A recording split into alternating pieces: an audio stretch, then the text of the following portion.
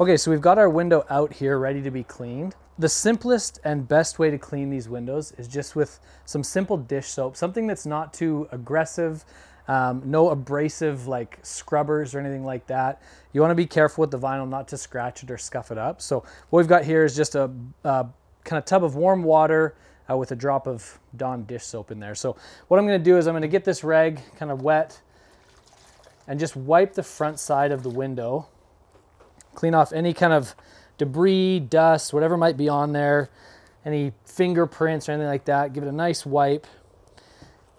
And then once you feel good about it looking clean and you've scrubbed it nice, take your dry cloth and you're going to want to dry off all those streaks.